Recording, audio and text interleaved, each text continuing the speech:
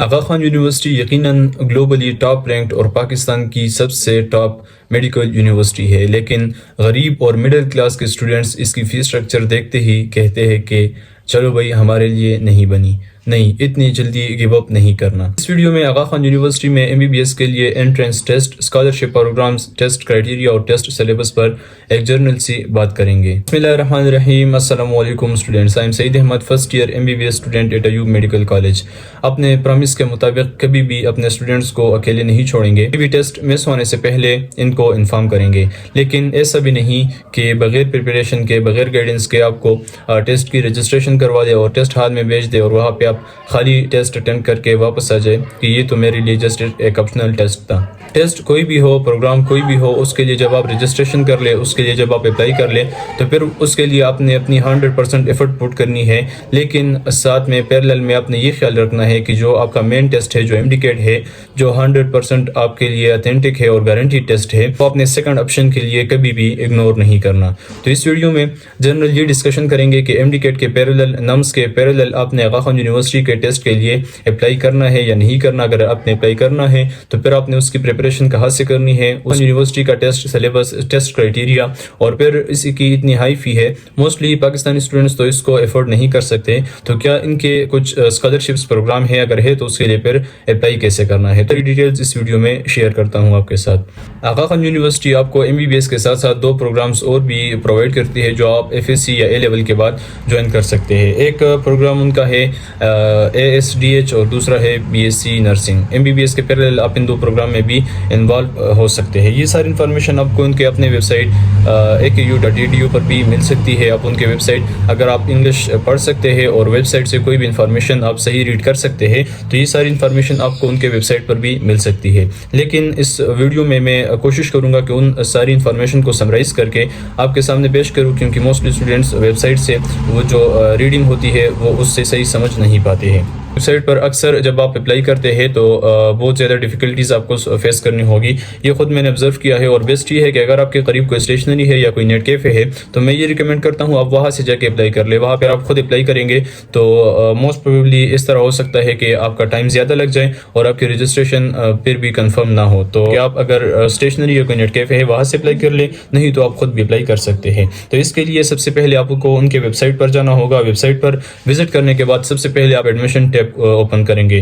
جو آپ نے MBBS میں اپلائی کرنا ہے تو پھر آپ انڈر گریجویٹ پروگرام میں FSC اور A لیول کے بعد، یہ انڈر گریجویٹ پروگرام آپ FSC یا A لیول کے بعد کرتے ہیں تو آپ نے وہاں پہ MBBS سلیکٹ کرنا ہوگا۔ MBBS سلیکٹ کرنے کے بعد آپ نے وہاں پہ اپنا ایک پورٹل بنانا ہوگا، اپنی ای میل رجسٹریشن کرنی ہوگی اپنی CNAC کے ساتھ۔ یہ جو پاسورڈ وہاں پہ آپ کو دیا جائے گا اس کو آپ نے نوٹ کرنا ہے۔ اپلیکیشن ڈیڈ لائن جو ہے وہ 8 مئی ہے، 8 مئی سے پہلے آپ اپلائی کر لیں، پاسبل ہو تو 1 مئی سے پہلے ہی آپ اپلائی کر لیں۔ آپ ایڈمیشن پورٹل کے اوپر اپنی رجسٹریشن کروائیں گے، ای میل اور ID کارڈ کی، پھر اس کے بعد آپ کے جو بیسک ڈاکومنٹس ہیں وہ آپ سے ریکوائر ہوں گے۔ ڈاکومنٹس میں ظاہر سی بات ہے وہ سارے ڈاکومنٹس جو آپ MDCAT اور NUMS کے لیے اپلائی کرتے وقت یوز کرتے ہیں وہی سارے ڈاکومنٹس آپ کو وہاں پہ بھی ریکوائرڈ ہوں گے۔ اس کے بعد آپ کی ID کارڈ کی کاپی ریکوائر ہوتی ہے اور اپنی فوٹو آپ نے وہاں پہ اپلوڈ کرنی ہوگی۔ تو یہ ساری چیزیں جب آپ اپلائی کریں گے تو آپ کے سامنے آ جائے گی اور ظاہر سی بات ہے آپ کو کوئی کنفیوژن اس میں نہیں ہوگی۔ اب ایلیجیبلٹی کرائٹیریا جو ہے اس کے لیے آپ نے FSC آپ کی 70% ہونی چاہیے، اور اس کے بعد اگر آپ نے O لیول کیا ہے تو اس میں جو 6 سبجیکٹس ہے وہ ایٹ لیسٹ آپ کے پاس ہونے چاہیے، جس میں English, bio chemistry and physics یہ آپ کے پاس ہونے چاہیے۔ اور اس کے بعد اگر آپ شفٹ ہوئے ہیں FSC میں، O لیول کے بعد اگر آپ نے FSC کی ہے تو یہی 70% اور ساتھ میں O لیول کے 6 جو سبجیکٹس ہیں وہ پاس ہونے چاہیے۔ اگر آپ نے O لیول کے بعد A لیول کیا ہے تو IBCC کا کرائٹیریا ہے FSC کے ایکویویلنسی کا، اس کے مطابق آپ کے FSC کے 70% ہونے چاہیے۔ بات یہ ہے کہ وہاں پہ جو آپ نے فوٹوگراف لگانی ہے وہ آپ کو بتا دیا جاتا ہے کہ کون سے کتنے سائز کی آپ نے لگانی ہے اور اپلوڈ آپ نے کہاں پہ کرنا ہے۔ ٹیب کے اوپر آپ نے اپنا فی وولچر کریٹ کرنا ہوتا ہے، فی سبمیشن کے بعد پھر آپ نے اس وولچر کو اپلوڈ کرنا ہوگا۔ فی جو ہے وہ 7000 ہے پاکستانی اسٹوڈنٹس کے لیے اور $150 ہے فارن اسٹوڈنٹس کے لیے۔ اور اب سب سے امپورٹنٹ چیز پہ آتے ہیں اور وہ یہ ہے کہ اس ٹیسٹ میں کون کون سے سبجیکٹ سے MCQs آ سکتے ہیں۔ تو سب سے پہلے تو اس ٹیسٹ میں 100 MCQs ہوتے ہیں اور 50% جو MCQs ہوتے ہیں وہ آپ کے جو سبجیکٹس ہیں کیمسٹری، فزکس اور بایولوجی اس میں سے آتے ہیں، اور 50% جو MCQs ہے وہ آپ کے ریزننگ سے آتے ہیں، science reasoning and maths reasoning.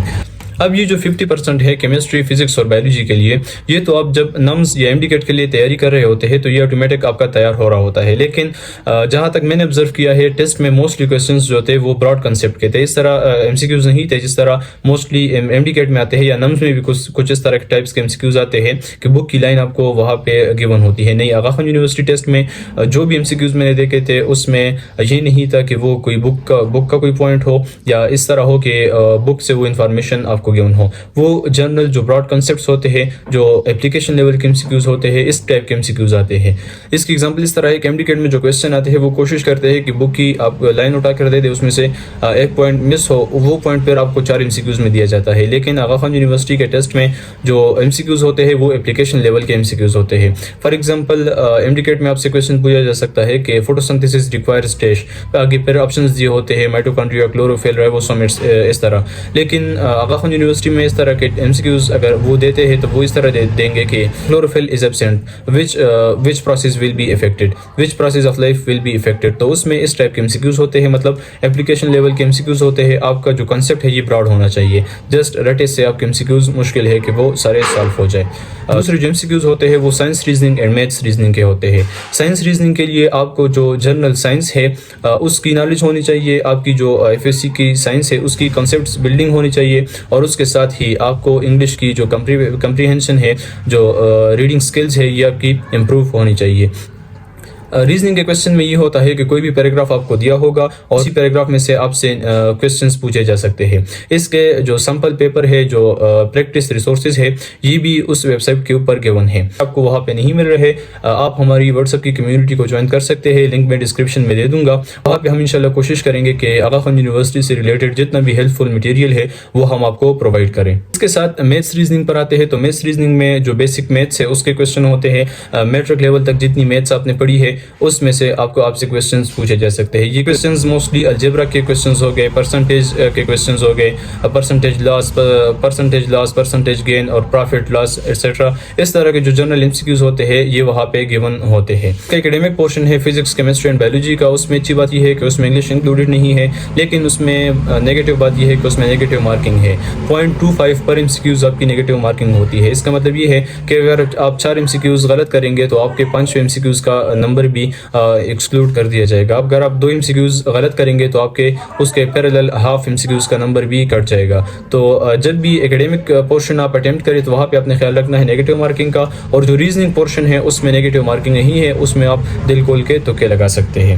دوسری بات ذہن میں یہ یاد رکھیں کہ انٹرویو میں سلیکشن کے لیے آپ نے دونوں جو پورشن ہے وہ پاس کرنے ہوں گے. اگر آپ کے سائنس ریزننگ میں یا میتھس ریزننگ میں مارکس کم ہے، اور اگر آپ کے جو ایکیڈیمک ہے اس میں اگر آپ کے 100% بھی مارکس ہے تب بھی آپ کی سلیکشن نہیں ہوگی. اس کے لیے جو سلیکشن کرائٹیریا ہے وہ ہر سال چینج ہوتا ہے. وہ ڈیپینڈ کرتا ہے کہ ٹیسٹ کا میرٹ کتنا بنتا ہے. اگر ٹیسٹ ایزی آتا ہے تو پھر جو پاسنگ پرسنٹیج ہے وہ بڑھ جاتی ہے، انٹرویو کے لیے جو سلیکشن کرائٹیریا ہے وہ بڑھ جاتا ہے. اور اگر ٹیسٹ ٹف آ جاتا ہے تو پھر ظاہر سی بات ہے جس طرح MD-CAT کا میرٹ نیچے آتا ہے اسی طرح انٹرویو سلیکشن کا جو کرائٹیریا ہے وہ بھی تھوڑا سا نیچے آ جاتا ہے. یہ ڈیپینڈ کرتا ہے ٹیسٹ کی ڈیفیکلٹی لیول کے اوپر. اب آتے ہیں آغا خان یونیورسٹی کے فیس اسٹرکچرز کے اوپر اور اسکالرشپ پروگرامز کے اوپر.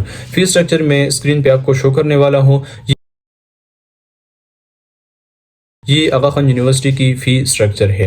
اس کے ساتھ فائنینشیل اسسٹنس آپ کو مل سکتی ہے. ایک دفعہ جب آپ ٹیسٹ کوالیفائی کرتے ہیں تو پھر وہ مختلف پروگرامز کے تھرو آپ کو اسکالرشپس پرووائڈ کرتے ہیں. دوسری بات یہ ہے کہ اگر آپ 5 ٹاپرز میں سے آتے ہیں ٹیسٹ اور اس کے بعد انٹرویو کے اوورآل ریزلٹس میں اگر آپ 5 ٹاپر ہے تو وہاں پہ آپ کو 100% اسکالرشپ پرووائڈ کر دی جاتی ہے. یہ ساری انفارمیشن آپ کو ان کے ویب سائٹ پر بھی مل سکتی ہے. اور دوسرا آغا خان یونیورسٹی کے ٹیسٹ پریپریشن سے ریلیٹڈ کچھ ڈرائیوز ہے، کچھ PDFs ہے ہمارے پاس، وہ ہم آپ کو فری آف کاسٹ اس کمیونٹی میں پرووائڈ کر دیں گے.